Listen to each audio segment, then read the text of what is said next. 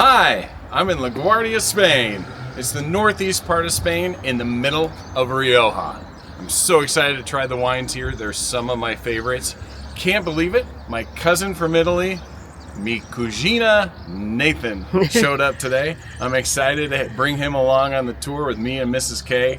Flew into Logroño. We were the only plane in the airport. Very small place here.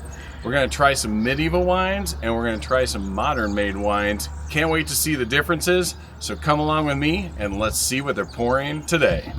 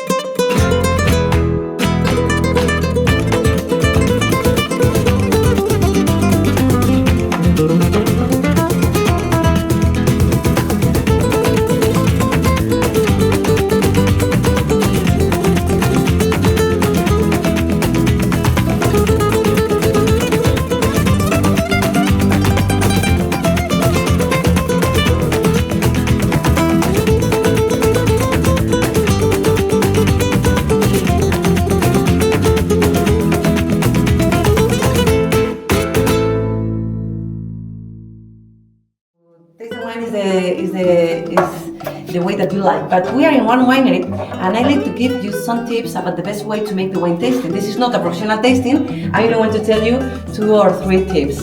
And this is not a professional tasting not because of you or because of me. This is not a professional tasting because of the place. To make a professional tasting, we need a place with a lot of light and a lot of ventilation. This is very beautiful, it's very old, but not a lot of light, not a lot of ventilation. We are going to start with the first wine. Only take the glass, don't swarm the glass, don't move it. I'm going to tell you why, okay? Thank you. Okay, to make the wine tasting, we are going to take the glass from this part or from this part to now put the fingers and to now warm the wine. And more important than the size of the glass is the shape of the glass. The bottom should be opener than the top because all the smells they are going to go in the same direction and it's going to be more easy for me to smell the wine. And the first thing that we should do is smell the wine without moving. A lot of people, when he's going to take the glass, the first thing that he's going to do is like a rodeo. This is important, but later, because sometimes the wine can give any defect, and if we move the glass, the other smells of the wine can change my sensibility about some defects. The first thing that we should do is smell the wine without moving. And in this first smell, I don't mind the smell. I only want to know if the wine smells well or not. And this wine has only wine smell. It hasn't cork smell or vinegar smell or rotten smell. It's only wine. The second step is going to be to see the color of the wine, but please never do that. If you see somebody in one restaurant making that, it's going to be a person who wants to tell to the people that he or she knows a lot of things about the wine, but it's not true. To see the color of the wine, we always need white background. We are going to put the glass on the table in this position, and you are going to see that this wine has a medium density of color, but the rim is between pink and purple color. Can you see? That is going to give me the information about the age of the wine. Right. When the wine is young, the color is going to be strong red with purple rim. The Crianza wine is going to be more red like cherry. The Reserva wine with more aging is going to be more like pale ruby color, and the Gran Reserva wines with a lot of aging, they are going to lose the red color to go to the brown and orange colors. Here, the top is between the pink and purple color, and it can be young wine, and the wine is bright. It's telling me, drink me please. Now we are going to make the oxygenation of the wine is easier if we do on the table, and we are going to smell it again. And now the smell is different. It smells more than the first time. And what do you think? Has this wine oak smell or not? Yes. No. It's fruity. What am I smelling? No, it's fruity. There's a muskiness that I'm smelling, or am I just Yes. That's probably the tannins.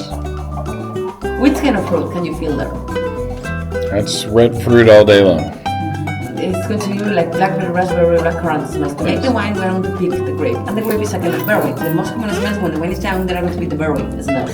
This is a Tempranillo wine, and we're going to feel some smells like blackberry or raspberry smells. There is another smell that opens my nose like a licorice. The licorice smell is very typical, smelling the Tempranillo grape. And at the end, there is going to be some dry green smell like grass, like forest, because I told you that all 4 wines were carbonic maceration wines. And this kind of wine is going to make the fermentation with the stem or stack, and it's going to taste some smells and flavors. When we're going to smell the wine, the alcohol gives me a little punch in the nose. To know the alcohol content, we are going to see the glycerin legs. When the legs are closer together, when one leg and another are closer, that means more alcohol. Here, we can see that the legs are very close together, and that means that this wine has a lot of alcohol, around 14% of alcohol content. And now you are going to taste. You are going to take a drop of wine, you are going to give a few seconds around the mouth, and then you are going to drink it. Salud. Cheers. Salud.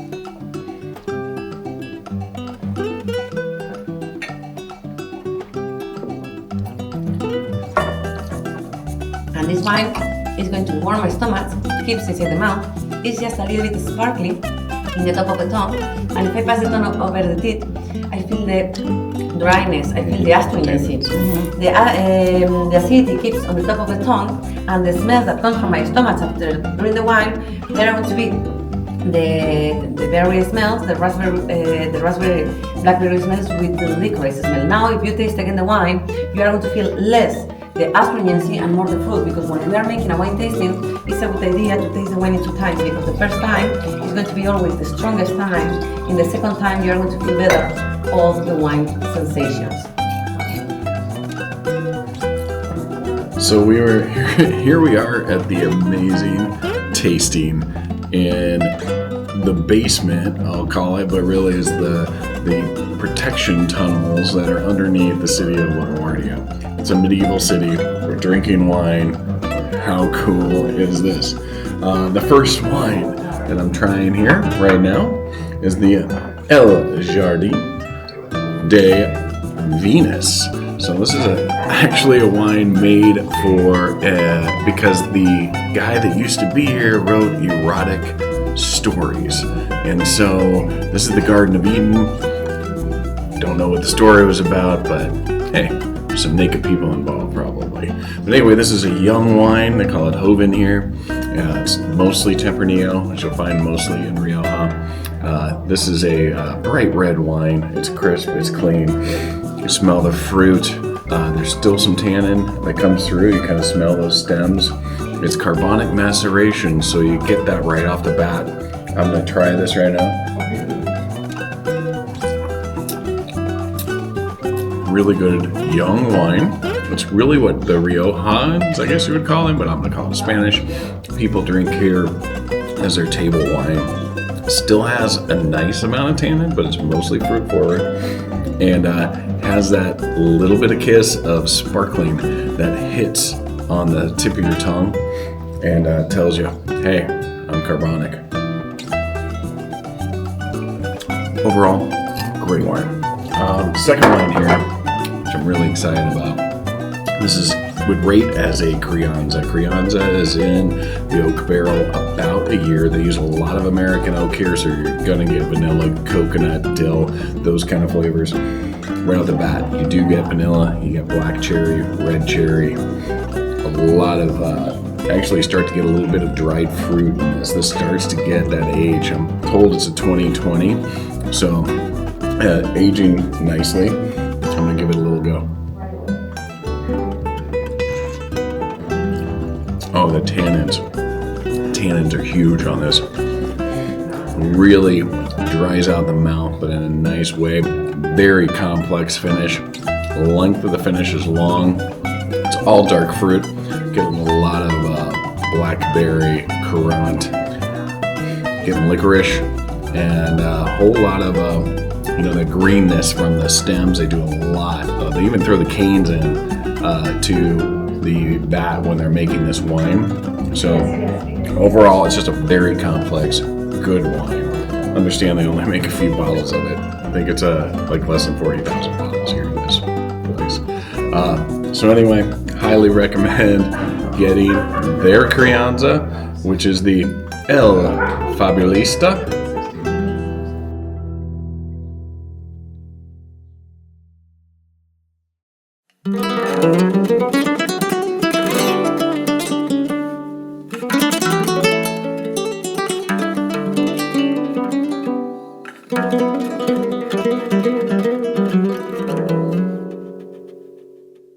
Well, you couldn't have anything more opposite than the Fabulista in LaGuardia. Now we're at BAIGORRI. Amazing. Rioja is divided in three sub-regions. Rioja Alavesa is the part located in Basque Country. We are now in Basque Country.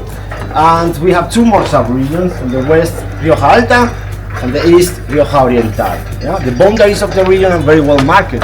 We have in the south the Sierra de la Demanda, in the north Sierra de Cantabria. These both mountain ranges protect the region from the inclement weather, yeah, from the cold winds from the north, or when the wind blows from the south. Sometimes come storms, but we are protected. We are in a privileged area for the viticulture. Viticulture has been practiced since 2,000 years here. And we hope will be for the next 2,000 years we are fighting for.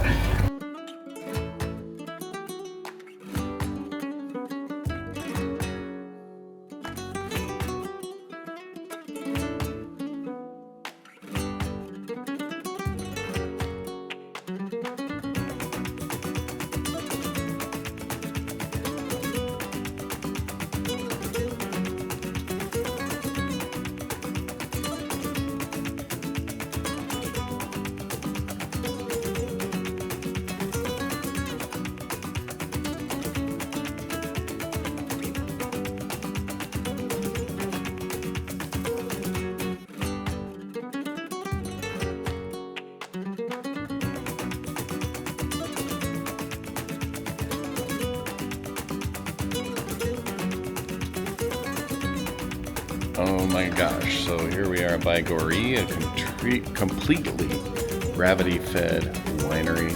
Super impressive, well-engineered.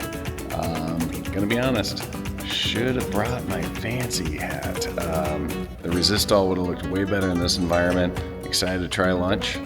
Let's go eat.